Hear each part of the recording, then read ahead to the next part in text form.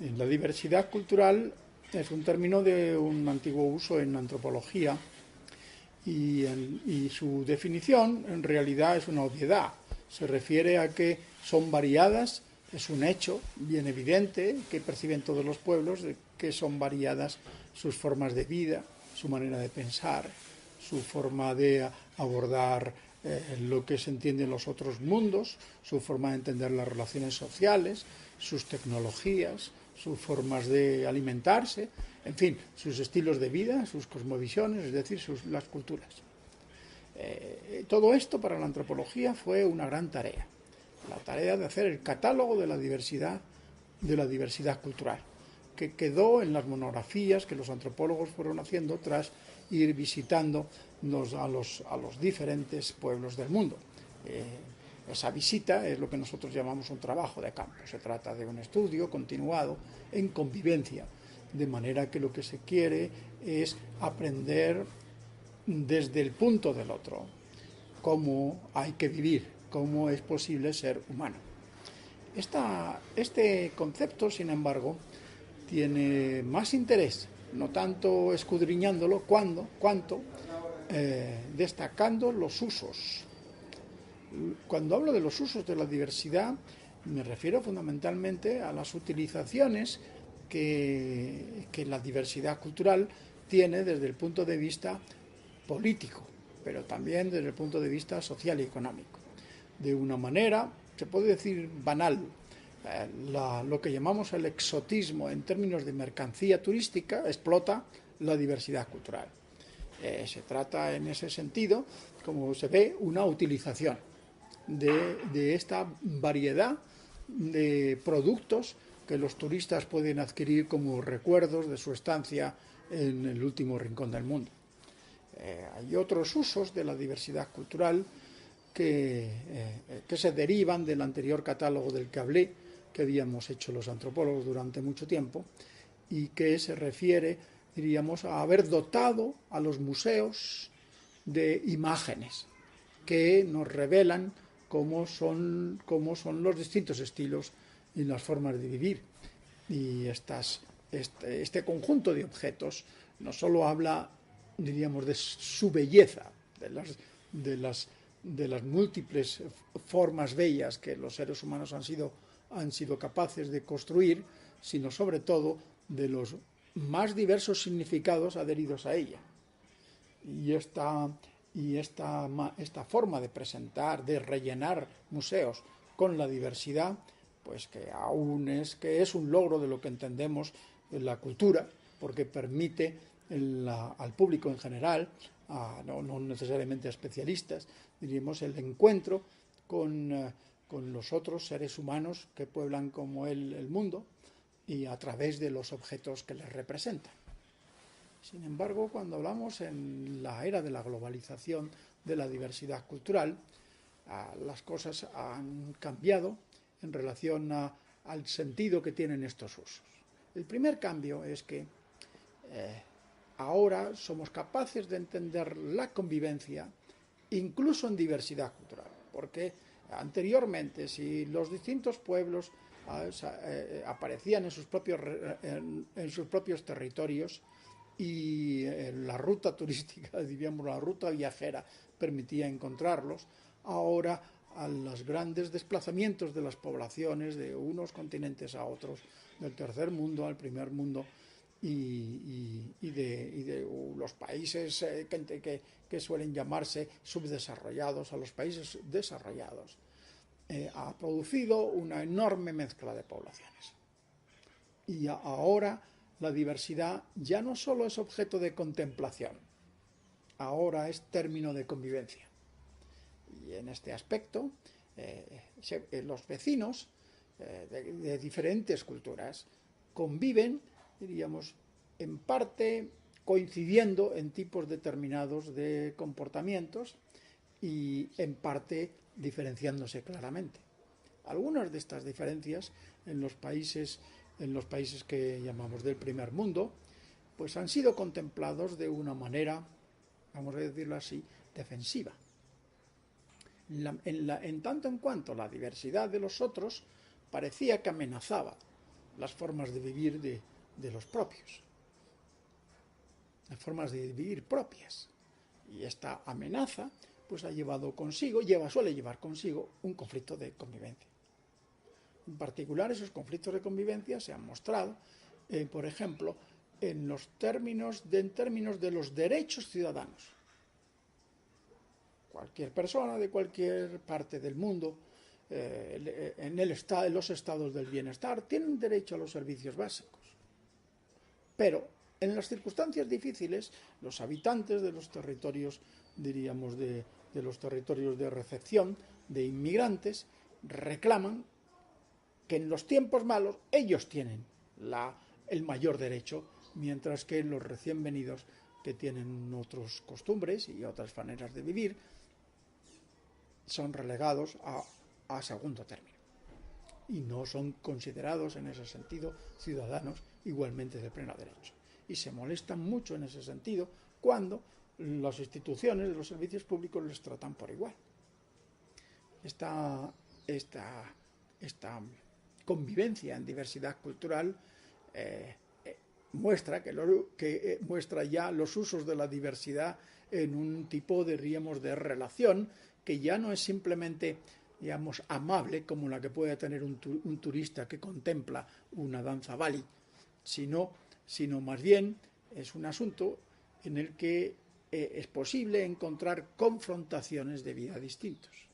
Ya no solamente confrontaciones de creencias religiosas, y no solamente ya confrontaciones de gustos alimenticios, por decirlo así, sino por referirme simplemente a esta diversidad que ahora se encuentra en la proximidad, sino fundamentalmente por el encuentro en ámbitos comunes, en particular los que proporciona el estado de bienestar. Este concepto de la diversidad cultural tiene, diríamos, una cara amable, como se ve, y otra cara no tanto.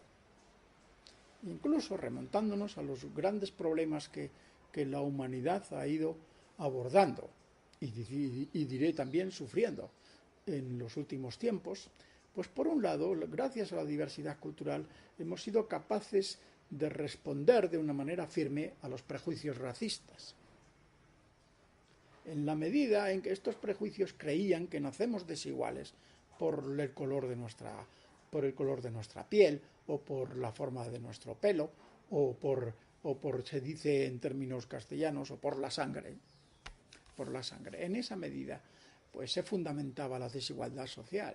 Pero los genetistas han mostrado una y otra vez que no hay nada en los genes que justifique en ese sentido lo que llamamos las distintas maneras de vivir. Que una persona en el momento de nacer, sea cualquiera la dotación genética en este sentido fenotípica que tiene, es capaz de aprender a vivir como cualquier otra persona en cualquier otra parte del mundo. Esto significa que no somos, en realidad, no estamos predestinados genéticamente a una posición en la vida, en la sociedad, o a una manera de entender las creencias religiosas, o a cosas así. No. Los hombres se construyen a sí mismos, los seres humanos, y a eso llamamos cultura. Pero hay muchas maneras de vivir y muchos estilos de vida. Y no es tan irrelevante la diversidad biológica en los seres humanos cuanto la diversidad cultural. Y es de esa manera como la diversidad cultural ha ido desmantelando los prejuicios racistas. Hay un segundo aspecto también importante en la diversidad cultural en relación con el desarrollo. Hubo en determinados momentos una cierta euforia, por una parte económica, también social y política, en torno a los programas de desarrollo para las naciones del primer mundo y también para los proyectos para el segundo y el tercer mundo. El desarrollo en ese sentido iba a hacer progresar, se entendía que iba a hacer progresar a la humanidad. Lo que ocurre es que se entendía fundamentalmente en los ámbitos científicos, técnicos y económicos, Cuando digo científicos es en el sentido que ahora que designamos la tecnología de punta. Bien, pues el asunto, es decir, las marchas, diríamos, de los acontecimientos, la sucesión de los acontecimientos ha mostrado que el desarrollo ha generado numerosos problemas para todos los países. Y poco a poco hemos sido conscientes de que ese desarrollo extremo nos estaba conduciendo a la humanidad a una especie de catástrofe ecológica. Bien, frente a esta concepción, pues los antropólogos y también otros científicos sociales dirigieron su mirada a los pueblos que llamamos autóctonos. Los pueblos originarios se refiere fundamentalmente a las poblaciones nativas que ocupan los más diversos nichos en el mundo, desde la selva hasta el polo, pasando por zonas desérticas y por grandes llanuras, es decir, demuestran esa capacidad de supervivencia que los seres humanos han tenido para sobrevivir en los más diversos medios, ambientes. Bien, es claro que la diversidad cultural, estas numerosas formas de vida que encontramos en los llamados pueblos originarios, es decir, pueblos autóctonos, son una buena muestra de lo que esa teoría crítica del desarrollo llamó desarrollo sostenible. Es decir, esa capacidad de sobrevivir manteniendo, diríamos, el nivel de equilibrio en relación al hábitat, al medio en el que se está.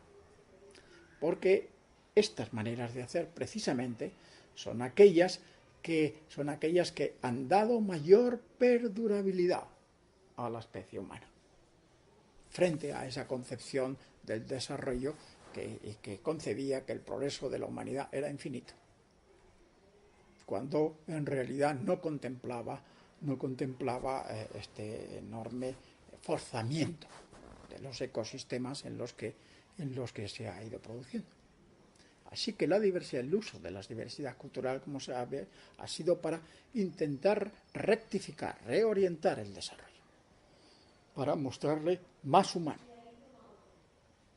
Y no, en ese sentido, y sobre todo para frenar o fundamentalmente para reorientarlo en un objetivo que sea asumible para toda la humanidad y que tiene que ver con su futuro común.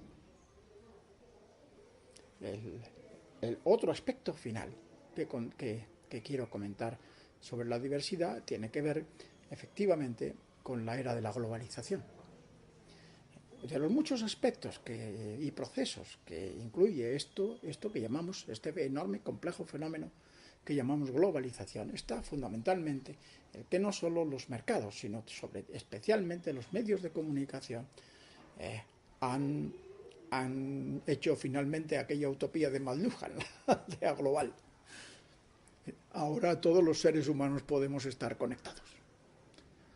Y sin embargo ocurre que el control de los medios de comunicación es un hecho, está en manos de industrias culturales, que lo que están haciendo es difundir masivamente productos culturales homogéneos.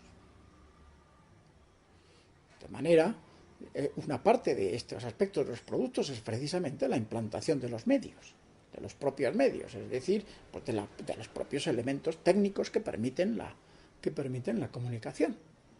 Pero con el control de eso, igualmente, pues han producido una enorme extensión de los consumos, que homogeneiza todo, en todas partes en el mundo.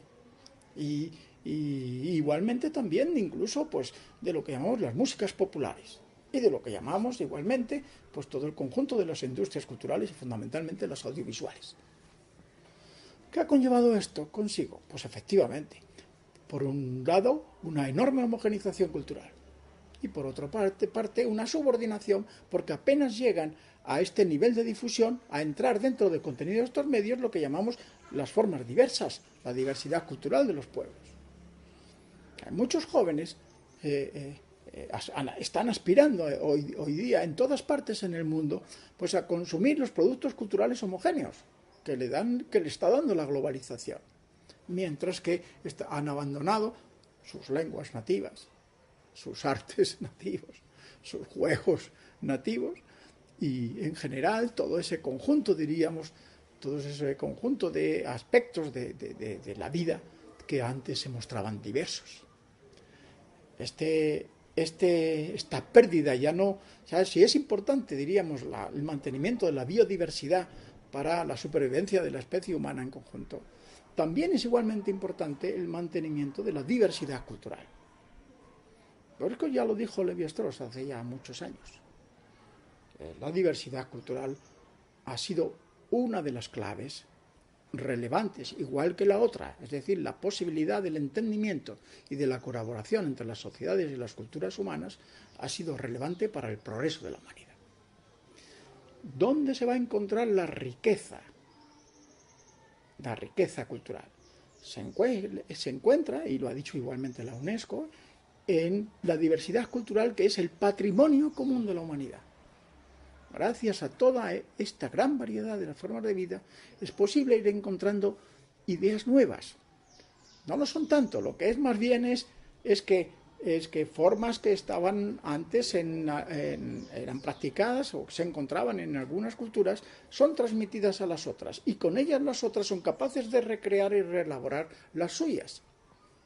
En condiciones de homogeneización esto no sería posible.